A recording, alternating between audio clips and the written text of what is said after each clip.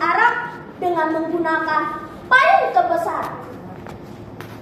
Dari kejauhan, si Paitida bertanya kepada warga yang lewat,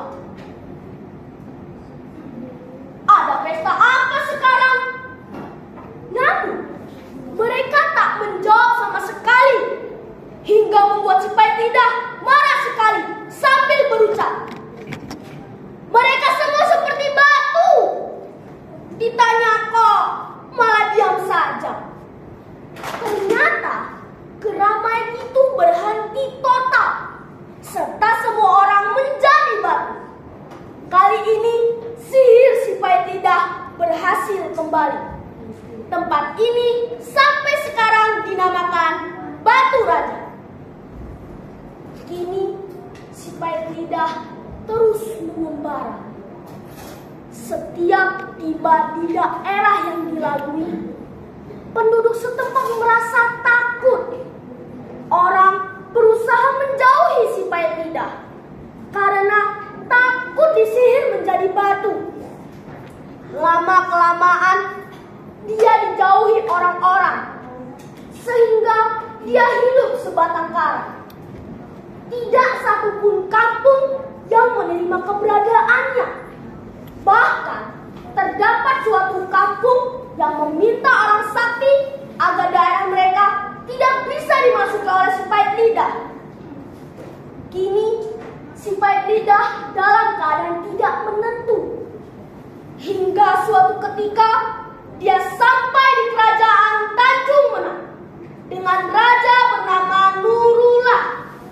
Si Paitida melewati kebun jeruk milik raja. Dengan keadaan haus, dia meminta satu jeruk. Tetapi penjaga tak berani memberi karena takut dimarahi raja. Si Paitida berkata, sangat kikir sekali. Buah jeruk pahit begitu tidak boleh diminta." Ternyata jeruk yang ada di dalam kebun itu rasanya pahit semula. Kemudian penjaga kebun itu menceritakan kejadian yang telah dialami. Raja memerintahkan bala tentaranya untuk mencari si Paitida.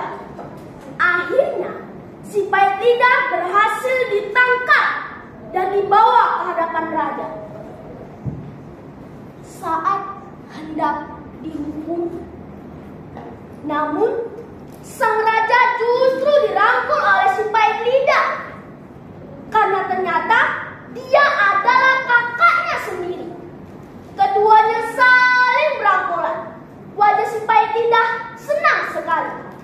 Mulai saat itu dia diterima sebagai anggota kerajaan serta diberi jabatan sebagai panglima kerajaan. Namun si Paitida menganggap bahwa dengan kesaktian yang dimilikinya, maka dialah yang layak sebagai raja.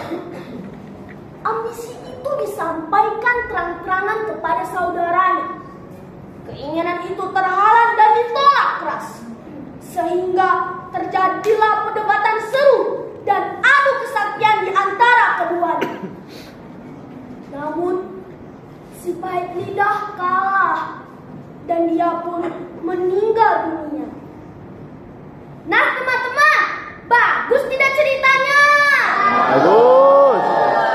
Pesan moral dari kisah ini adalah berhati-hati dalam berbicara karena perkataan yang tidak bijaksana dapat memiliki dampak yang buruk dan merugikan orang lain. Dan kekuatan atau kelebihan yang kita miliki